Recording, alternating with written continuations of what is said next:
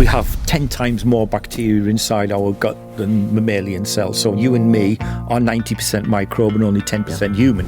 If we can begin to design ways in which diet can help reduce our risk of getting a disease, that's got to be a good thing. And the reason why some are okay and some are not is because of the populations of gut bacteria that can resist the challenge of the Campylobacter. You know, people write in a paper, we aspirated the solution. Well, that means pour it, you know, just say you poured it. Welcome back to part 2 of the Eat, Burn, Sleep podcast. We are now jumping straight into the second part of this episode. If you haven't had a chance to listen to part 1, I invite you to go back and listen to it now. Let's continue the conversation and pick up right where we left off. So when I started looking into this for my own benefit, obviously my background's finance, I was diagnosed with these 2 autoimmune, and very quickly I realized that people who allowed these inflammatory processes and autoimmune processes to go on ended up with what I call the collection of autoimmune diseases.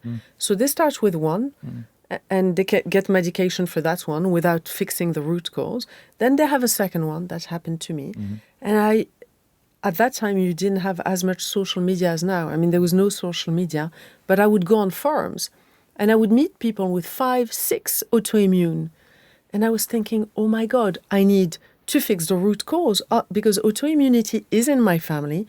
Those are my genes. I can't change my genes, but I've got to change the expression of the genes. And one day as I was reading, I saw that the majority of immune system cells were in the gut.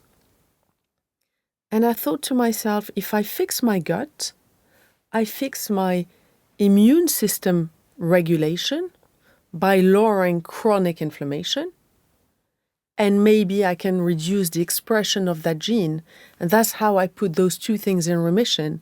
And that's what I tell the people I talk to. But would you agree with that? There's a scientific explanation for that. The trillions of, let's think of some factoids just to amplify this. So we have 10 times more bacteria inside our gut than mammalian cells. So you and me are 90% microbe and only 10% human. We all will excrete our own weight in fecal bugs between now and this time next year. If we live to 80, 85, we will excrete the weight of 12 elephants in fecal bacteria. 3/4, which is what you just said, of our immune system resides in the gut. And in every gram of colonic, large intestine contents, you have 10 to the power 12 microbes. That's a 10 with 11 noughts after it. And in the space available of a gram, that's just as many as you can physically fit in there. So this is probably the most heavily colonized region in existence. So bacteria grow everywhere. They grow in volcanoes, bottom of the seabed, deserts, in the presence of irradiation on other planets. So the human gut is not a problem for them to, and we feed them 3 times per day, typically, like we feed ourselves. And so that's what we're playing with. And bacteria are antigenic. That means they can stimulate antibodies, which is the whole basis of the specific arm of the immune response. And if we've got so many bacteria inside our gut, as I said, 90% of the cells in the body, that's massive antigenic potential there. And therefore, it's no surprise that 70 to 75% of the immune response arises from in there. And then it goes out systemically into the bloodstream, into lymph nodes, etc. And there we go. Now, coming back to the bacteria themselves, some of them, because of their cell wall structure, can be anti-inflammatory and others can be pro-inflammatory. And so kind of checking the ratio of what's going on there is massively important because, the poor people who, as you said, have 4 or 5 autoimmune disorders, there has to be a reason for that. There has to be a reason for the body to, wrongly recognize that it should attack its own organs. And maybe the inflammation comes from the trigger of microbes which are pro-inflammatory. So what you've said there, I think, could possibly be explained by triggering the ones that are anti-inflammatory. The reason, and I'll give you a name of a group of bacteria, bifidobacteria are seen as very positive. They're popular probiotics, for instance, is they have a group of unique acids in their cell wall, which are called teichoic acids. and these are the particular teichoic acids that these microbes produce have anti-inflammatory capacity. And so when you see things like breastfed infants having less atopic issues like eczema and asthma, that's because, partially at least, of the bifidobacteria responding to breast milk and their anti-inflammatory potential as a result of that. So when it comes to disease and the studies that you're conducting on a regular basis, if you were to target 2 or 3 main strains to try and put the body in a place of longevity, what would there be, and what is the expression of the foods through, on a daily lifestyle? What are the main things people should be looking out for on a practical basis to reduce the chances of expressing disease that they might carry genetically? I'm very interested that you use the word longevity there. So when we are born, we get our gut bugs during birth. So it comes from mum.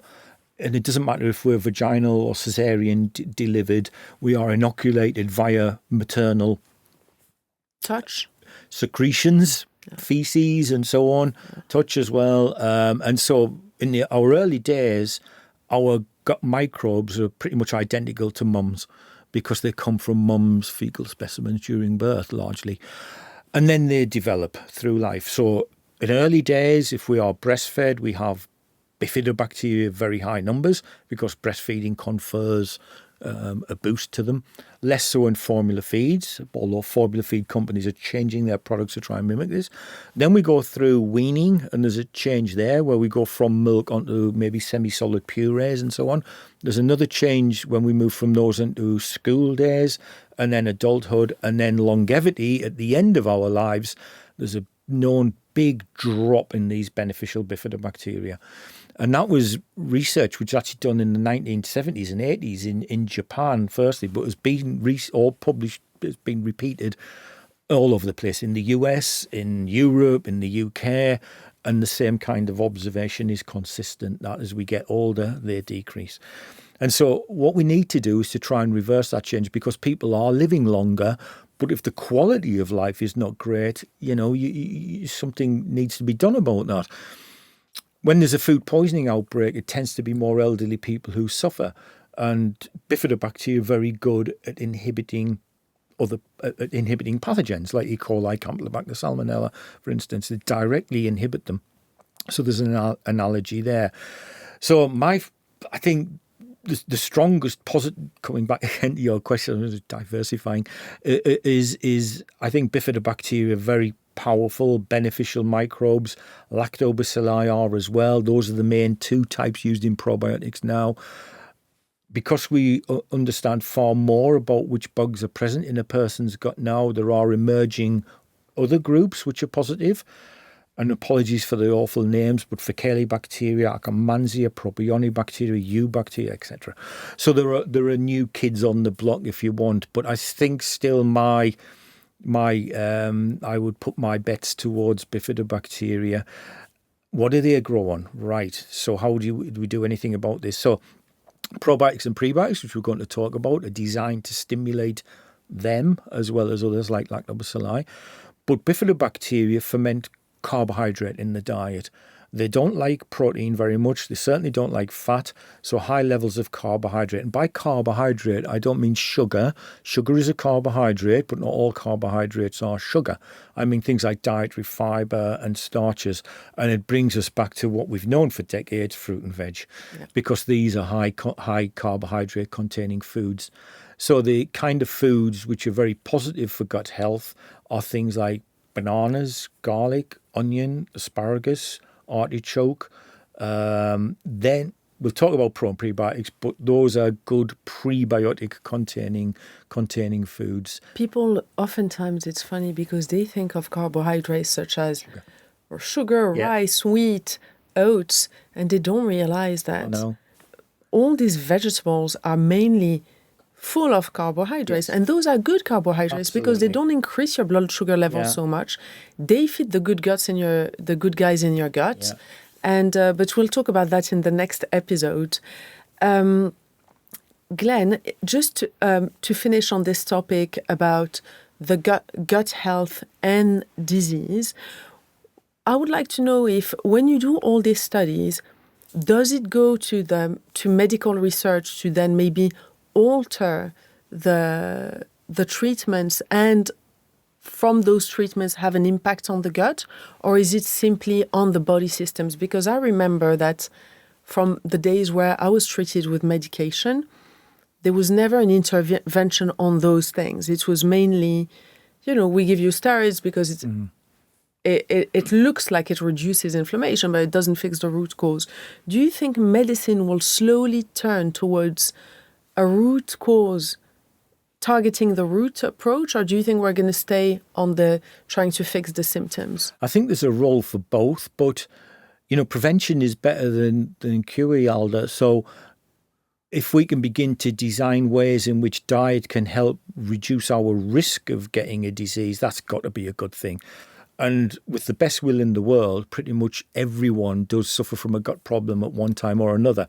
As we already discussed, IBS is 20% of people in the country, but pretty much everybody gets food poisoning sometimes. The more unfortunate issues like colitis and, the things that very, very well, I'm sure you would have really wanted to prevent that condition than try and cure it afterwards. So, looking at the root cause, it's what we kind of try and do. Our root cause are always microbes because that's all we know about. We don't really, we're very narrow in our knowledge, but that's where we go. And some of our trials work out very well and some of them don't. And that's science, because I would say on average, half of all science doesn't work how you expect, but you have to find a way around it and use it, exploit it as best you can moving forward. Whether it will end up in mainstream medicine, I think, I'd hope the answer is yes, because the interventions are straightforward. It's tailoring dietary preferences and understanding what a particular diet does to the gut microbiome and how that can enhance health as a result of that. So I can't think of a situation where that would be seen as a really bad idea, because what let's take the example of food poisoning. If, everybody in this building goes out at lunchtime and goes to somewhere where there's a problem with Campylobacter, for instance, some people will be okay. Some people will be very ill and some people will be moderately ill, albeit they've had the same dose of food with Campylobacter in it. And the reason why some are okay and some are not is because of the populations of gut bacteria that can resist the challenge of the Campylobacter. So that's going to vary. And that's why whenever there's a food poisoning outbreak, people suffer very, very differently. And I always hear the thing, well, I'm okay, you had the same as me and you're not okay, so it can't be whatever we ate. Yeah. It's not that. It's what happens inside and how you deal with the problem afterwards. And so that's a simple analogy, but I think that can be extrapolated into all sorts of different areas, like IBD, like IBS, like cognitive function. As I keep coming back to the same point, that we can alter our gut microbiome. So if we, can deal with pathogens in a very succinct but precise and perhaps long-term manner, that's got to be positive. I don't know whether in the most severe conditions, we'll use colitis again, whether altering the gut microbiome will ever replace the effects that sulfasalazines or anti-inflammatories have, because these are powerful drugs. They might help as adjuncts, though, to help resist some of the side effects, maybe improve efficacy of the drug. So I think even from a pure pharmaceutical basis, there is a role for thinking about gut microbes in concert with that. I could not agree more. Because I'm a nutritionist, people often come to me when they have a diagnosis or a health problem and they say to me, shall I do the eat, burn, sleep lifestyle or shall I take the medication? And I always say, hold on, they're not mutually exclusive. No. Quite the opposite. I have always followed my doctor's advice when it came to medical intervention because I wanted to keep myself safe. Mm-hmm. But that didn't mean that I didn't try to get off meds and get completely in remission. I've been off medication for 10 years now. And I do the same thing when I coach people who have cancer. We create a diet to really help support the liver detoxification pathways so they can process chemotherapy, immunotherapy, whatever they're under, better, and those treatments have better chances of working. Because when you regulate the immune system, the body responds better to medication. And I always see medication as a crutch. You use the crutch until your foot is healed. And then you do your re-education. And if you need the crutch again for a while, that's fine. It's not mutually exclusive. And the best, actually, I have quite a lot of doctors, endocrinologists, who put their patients on my program because any blood sugar regulating medication like metformin will work better if you are also less inflamed and you have a diet that stabilizes your blood sugars. Yeah. It should work together. But I mean, that's really good because, scientists may, we're very insular and how on earth we get the messages out. Let's say if we do a trial in IBS and we find something really good, what we would do with that, we'll publish it. Well, virtually no one will read that.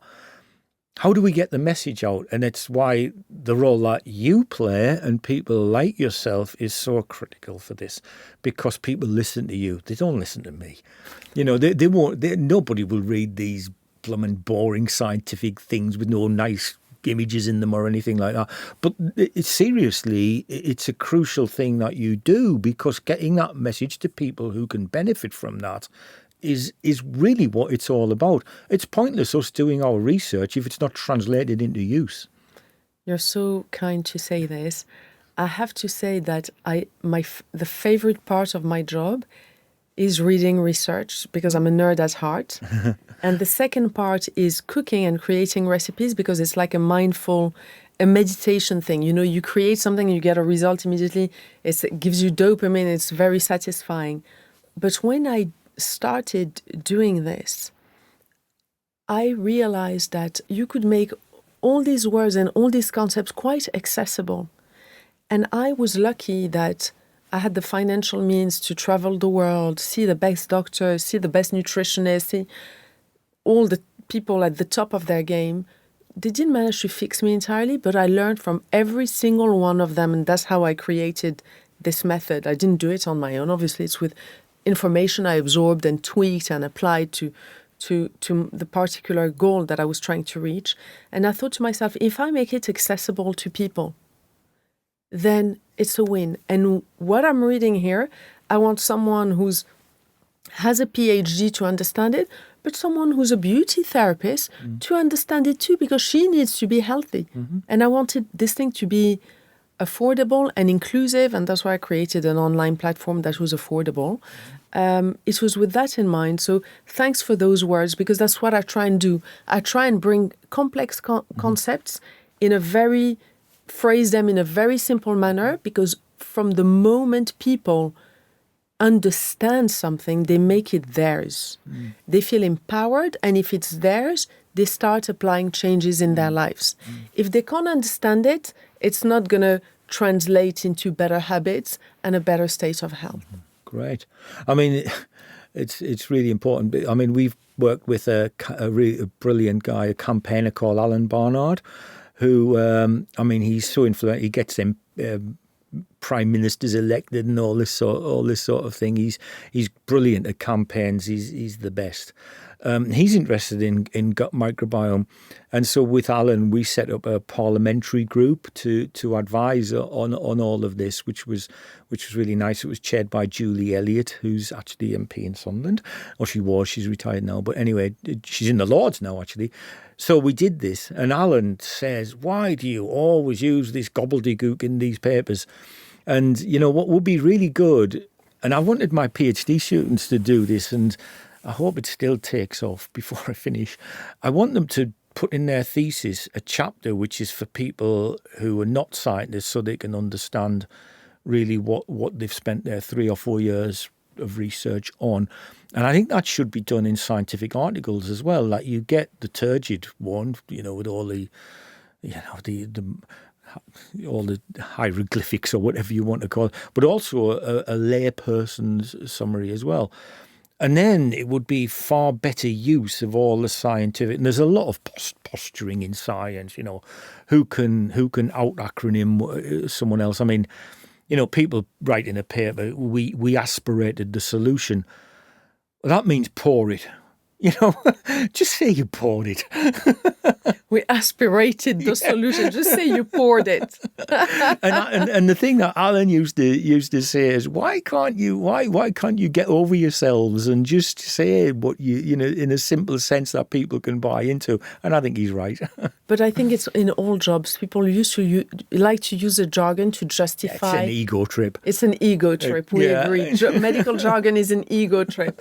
But I want to discuss this parliamentary group, and I saw that in your bio actually, because I have something that I think a law needs to happen on this, is the use of gums and emulsifiers in foods which really impair the microbiome, which have been linked to obesity, to metabolic disorder, to gut inflammation.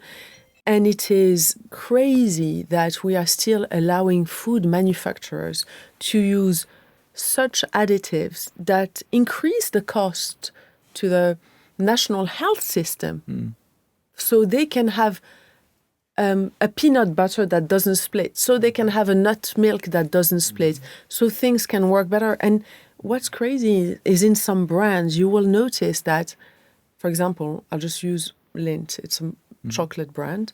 Some of the chocolate bars are clean, and some others will use soy lecithin, which has been shown to impair the microbiome. So that's a conversation for another day. But I would love to do something and do some kind of government initiative where we can maybe not ban those things 100%, but create a system where people get rewarded for not using them because they are a cost to the national health system. Another way of looking at it is really what are the constituents of the gums and whether other materials can be used instead of the ones that are harmful. I mean, things like pectin is a good gelling agent, but that's positive for gut microbes. It's the same kind of thing with putting sugar in juice or sugar into yogurts or drinks or whatever. Put something like a non-digestible oligosaccharide instead, which maybe isn't quite as sweet, but certainly hasn't got the calorific impact of that, So there are options. I totally agree, because I have done 2 years of research for a range of supplements I told you about.